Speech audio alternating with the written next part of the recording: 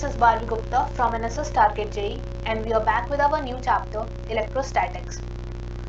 So उससे पहले हम chapter start करें, let's understand the term electrostatic.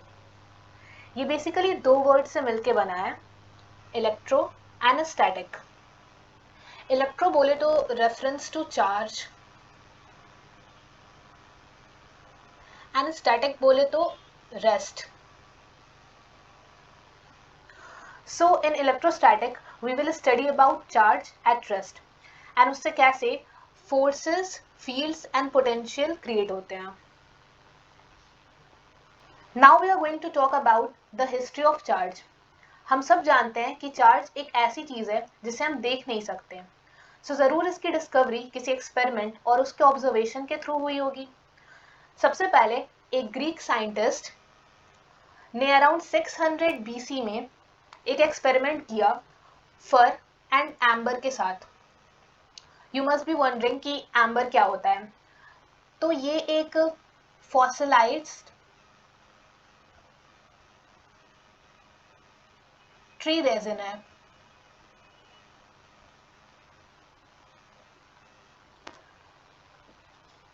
जो कि कुछ ट्रीज से एक liquid kind material that is resin के रिलीज होने के बाद हार्ड होने से बनता है.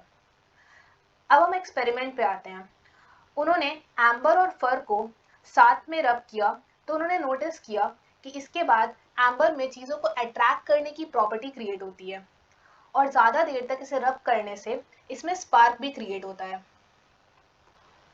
लेटर ऑन इन 1600 एक साइंटिस्ट ने ऐसे कुछ एक्सपेरिमेंट के कंक्लूजन में एक लैटिन टर्म कॉइन किया, electricals, from the Greek word electron, जिसका मतलब एम्बर था. And soon this terminology led to English word electric and electricity.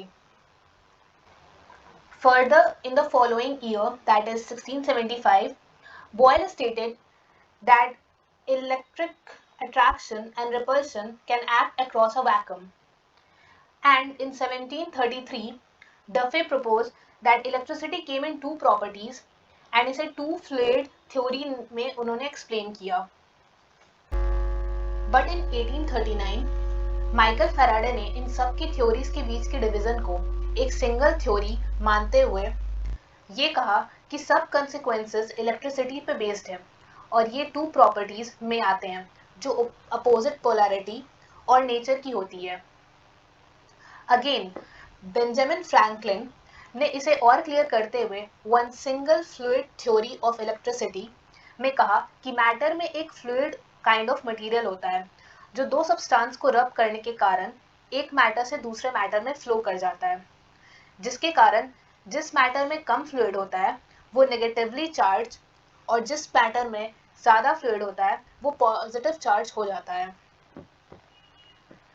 According to today's theory, किसी दो सब्सटेंस को रब करने से अगर outer most electron loosely attach है तो दूसरे सब्सटेंस में चला जाता है, जिसके कारण एक सब्सटेंस में इलेक्ट्रॉन ज़्यादा हो जाता है और एक में कम हो जाता है. ज़्यादा इलेक्ट्रॉन वाला सब्सटेंस नेगेटिवली चार्ज हो जाता है और कम इलेक्ट्रॉन वाला सब्सटेंस पॉजिटिव चार्ज हो जाता है. इसे हम एक फिगर के थ्रू समझते हैं. जैसे एक ये सब्सटेंस है और एक ये सब्सटेंस है. हम इसे एम्बर मान लेते हैं और ये हमारा फर हो गया. तो होता ये है कि जो फर है, जब ये इन दोनों को रब करते हैं तो जो फर है उससे कुछ इलेक्ट्रॉन्स रिलीज हो जाता है. फॉर एग्जांपल एक इलेक्ट्रॉन इसने अपना दे दिया तो इसके कारण ऐसे ये बॉडीज न्यूट्रल होती हैं, इसमें number of electrons and protons equal होते हैं. पर जैसे ही फर ने एक इलेक्ट्रॉन अपना एम्बर को दे दिया तो एम्बर में एक इलेक्ट्रॉन नेगेटिव चार्ज आ गया और फर में एक इलेक्ट्रॉन पॉजिटिव चार्ज आ गया. सो इसी के थ्रू कोई एक सब्सटेंस नेगेटिवली चार्ज और कोई एक सब्सटेंस पॉजिटिवली चार्ज हो जाता है. जैसा पहले हमने डिस्कस किया, electrostatic is a branch of physics जहां हम static charges that is charges at rest से डील करेंगे. It is also called static electricity. Here are some important topics of electrostatics: electric charge, electric field, electric potential, dielectric polarization, capacitance, etc. etc. For this video, we will limit our discussion to electric charge and its property only. Electric charge ये ऐसा subatomic particle property है जिसके कारण एक force experience होता है जब इसे इलेक्ट्रिक एंड मैग्नेटिक फील्ड में रखा जाता है। बेसिकली जो हमने अट्रैक्शन पढ़ा एम्बर के केस में कि उसमें एक ऐसी प्रॉपर्टी आती है जिसके कारण वो लाइट ऑब्जेक्ट्स को अट्रैक्ट करती हैं, वो भी इस फोर्स का ही रिजल्ट है। इलेक्ट्रिक चार्ज एक स्केलर क्वांटिटी है और इसका कुछ मैग्नीट्यूड होता है, बस मैग्नीट्यूड ओनली, डायरेक्शन नहीं होती है इसमें। There are two types of electric charge, positive and negative, जो कि charge carrier electron and proton के कारण आते हैं, जिसमें प्रोटॉन पॉजिटिव चार्ज पार्टिकल होता है और इलेक्ट्रॉन नेगेटिव चार्ज पार्टिकल होता है। न्यूट्रॉन्स में कोई चार्ज नहीं होता। Let's talk about characteristics of electric charges.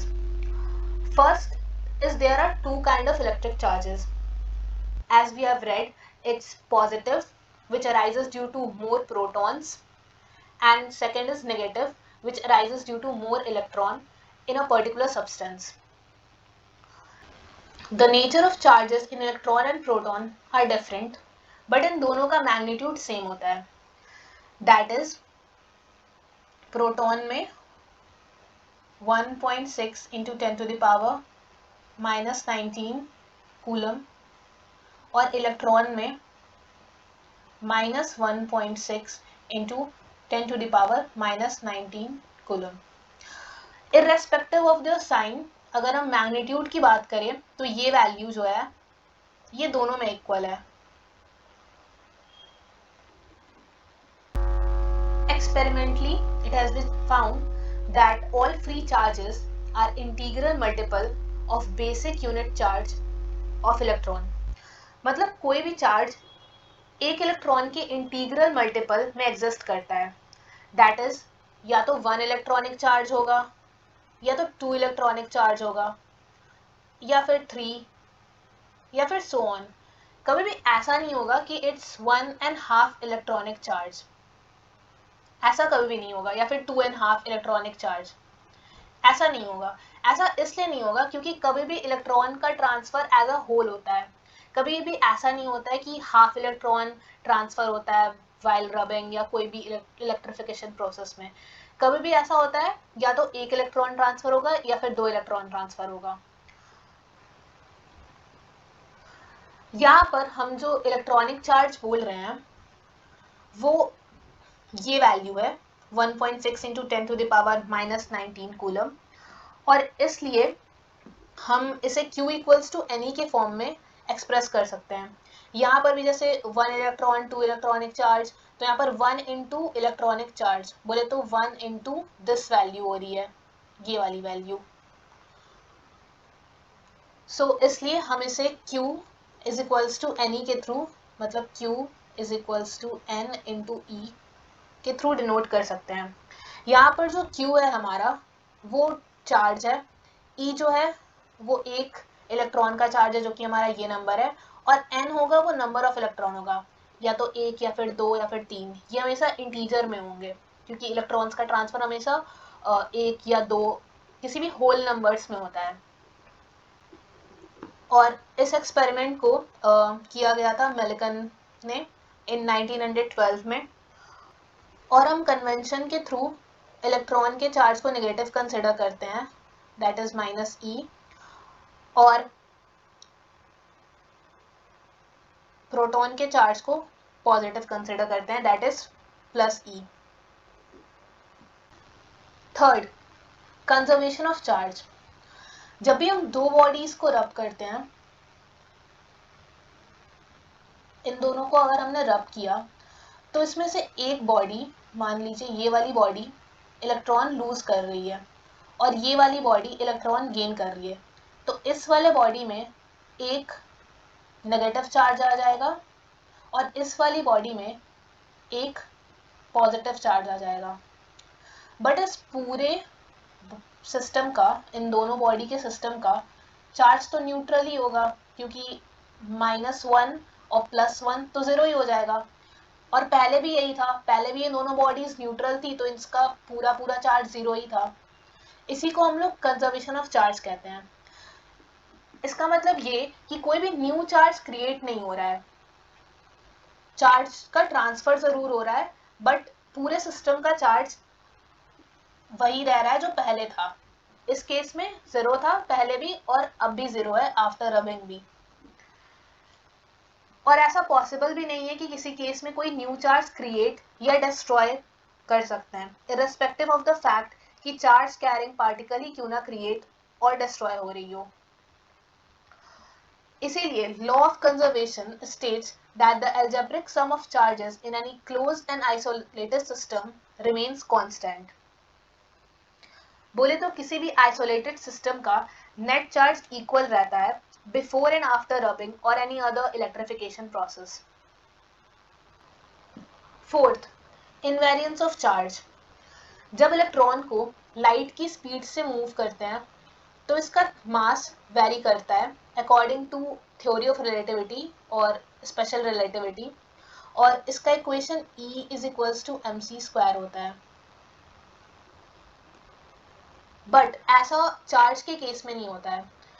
चाहे हम किसी इलेक्ट्रॉन को नॉर्मल स्पीड लाइक 50 km/h की स्पीड से क्यों ना मूव करे, या फिर लाइट की स्पीड से ही क्यों ना मूव करे 3 लाख km/s, या फिर उसे हम रेस्ट पे ही क्यों ना रखें, इन सारे केसेस में इलेक्ट्रॉन का चार्ज सेम ही रहता है। जो इलेक्ट्रॉन का चार्ज है 1.6 × 10⁻⁻19 कूलम, इन सभी केसेस में वो सेम रहता है। इसी को हम इनवेरियंस ऑफ चार्ज कहते हैं। और चार्ज की इस प्रॉपर्टी को हम कह सकते हैं कि चार्ज रिलेटिविस्टिकली इनवेरिएंट है, दैट इज चार्ज की value relative motion of charge and observer पे डिपेंड नहीं करती है। That's all for this video. Thank you.